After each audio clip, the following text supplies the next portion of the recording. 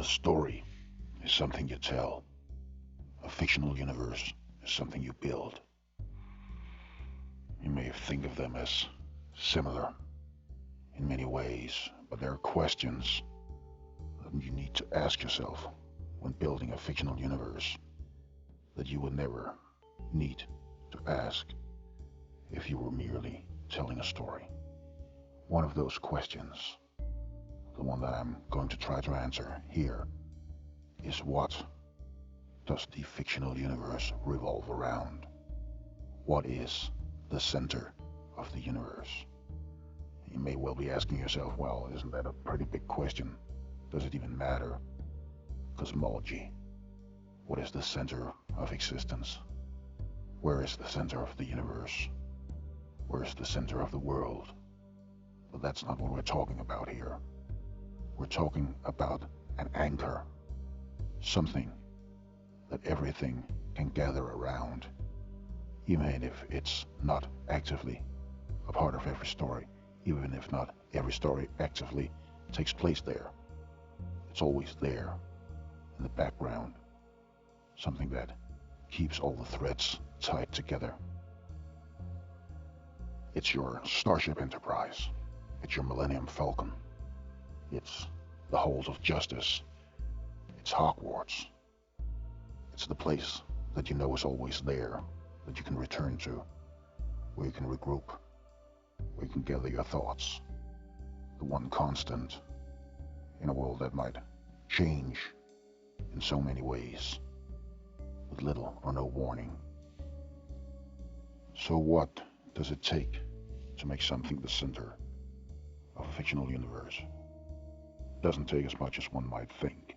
In fact, it doesn't even have to be a place or a big spaceship. It could be something as simple as a car, an Impala that two brothers travel the country in, hunting monsters. That is still a place that they return to. It's a place where they keep things. It's a place that means something. In many ways, it becomes another character in the stories, always there in the background. Or it could even be some kind of scientific or other effect, like the tunnels through worlds that are used in sliders to jump from reality to reality. No matter what happens, they return. They are always there. They are the anchor that keeps all the stories tied together.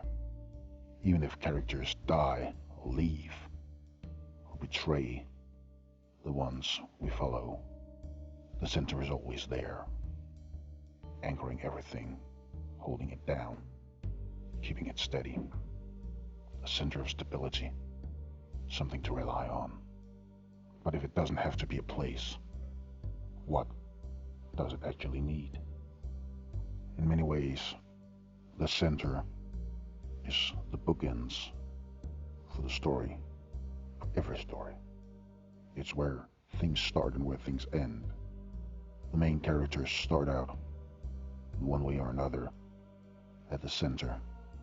And when things are done, when everything is over, when the story is done this time around, they return to the center again. Like little kids who leave home in the morning and go out and experience the world. But in the evening, they return back home. And if they don't, then it's a very special episode. Then it's a unique event, something that will be noticed. Home is the center, home is the anchor. Home is where it starts and where it ends. This is why places make such good centers. A base of operations. A place where you can plan the missions to come. A place where you can rest when the missions are over.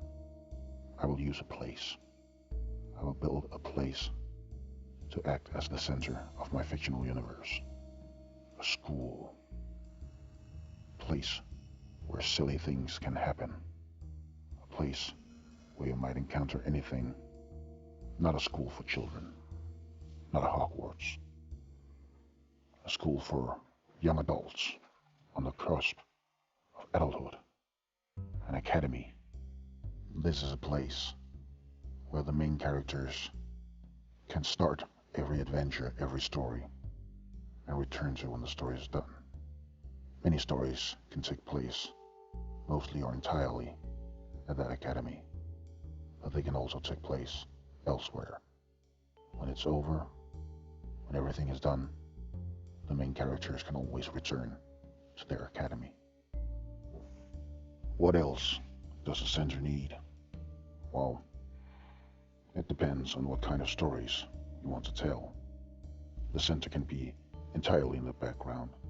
It can be something that you know is there, something you can rely on, but something that you do not mention when the story is ongoing. Or it can be a place that triggers the story, something that gives a reason for adventures, something that motivates, something that activates, something that sets things in motion. It doesn't have to be purely a force of good either for the main characters. A center can attract villains, it can even house villains, it can house challenges, it can house problems, it can cause them. A center could be the challenge. An academy can have courses, it can have tests, exams, it can have problems, it can have accidents, it can have challenges that come out of nowhere. It can have student villains, it can have teacher villains, staff villains. It can hide dangers, it can hide treasures. There are many opportunities for exploring the center of a fictional universe, and an academy can have a lot of those too. But what is the purpose of the center itself? No matter how small a role the center plays, there's always a purpose for it. The car that is the center for the two brothers is a way to get from place to place, but it's also a way to store what they find. It's something that binds them to their past. The Starship Enterprise is not just a housing complex in space. It's a starship that is meant to go places, that haven't been visited, places that are unknown, places where people have not gone before. Hogwarts is a place for learning magic. The Halls of Justice is essentially a military base for superheroes. Many fictional universes follow the idea of a military base in one way or another, a place to plan missions, a place to store equipment, a place to train, a place to live. But it needs a focus, it needs a purpose. What is the purpose of my academy? It's a cooking academy. It teaches young adults to cook, to become a part of a cooking world, of a culinary world, something that can shape their futures, but can also give them experiences that they haven't foreseen. It's silly. This allows cooking to be more than just putting ingredients together and mixing them in a bowl. Cooking can be taken to silly extremes. Cooking can become more important than it is in our world. It can be extrapolated, it can be exaggerated, it can be done weirdly. It's a weird cooking school.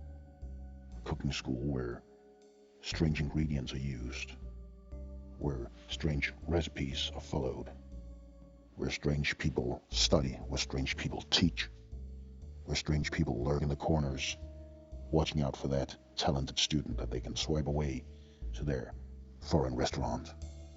It's a place where madness can happen. Magic and science fiction are both a part of this otherwise contemporary setting. I already decided on that. There may be magic in the cooking, there may be cooking magic, there may be scientific breakthroughs or hidden technologies. Hell, there could be aliens hiding, looking for that special sauce, lending their technology to ambitious chefs to create new culinary masterpieces. Anything can happen there. But at its heart, the center of this fictional universe is a cooking academy. That brings up another question. How does this center of the fictional universe relate to the fictional universe in general? Fictional universe is a big place, or it can be, it usually is. The two brothers in a car drive from place to place. That's how their center relates to their world. Hogwarts is an isolated place, far away. Only those who know it will come for it. The Starship Enterprise floats through space, so does the Millennium Falcon. What is around the center? What has influence over it? What does it affect? The Academy is also isolated. This is the easiest way to do things. It may not always be the most exciting way, but I'm not trying to create the most insane possible fictional universe. I'm trying to create something that works. And isolation is a tried and true method for doing that.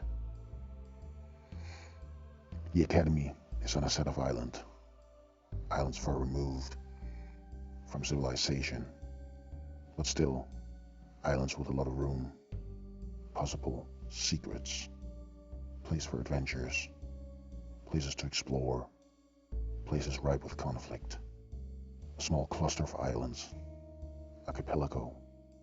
It has an island nearby town, just to give people a place to arrive at, a lobby before entering the main room, somewhere that you can compare to the place, to the Academy. And I won't be lacking when it comes to inspiration, of course. There's Hogwarts from the Harry Potter series. There's Xavier's School from X-Men. There are also lesser-known ones like Sky High.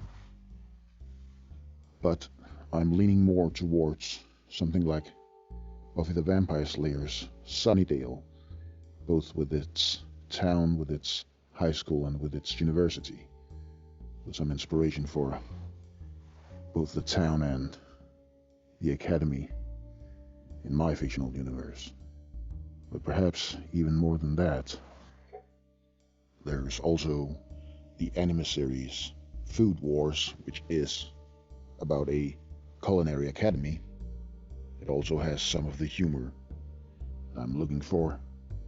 As for humor, I'm also always inspired by the old role-playing game Paranoia, which has the added benefit of being a role-playing game and helping me thus in the structure of the role-playing game I am going to use as a fictional universe Bible. But perhaps more than any other, there is the game supplement, the world, the setting used in the GURPS role-playing game called Illuminati University, which has the holy trifecta of being silly at a school and a role-playing game, all combined in one. Sadly, it's not very developed, only one book that I know of, but it has plenty of inspiration for how to structure my own culinary academy. And that is where I find myself, at the precipice of starting the creation of my own silly culinary academy fictional universe.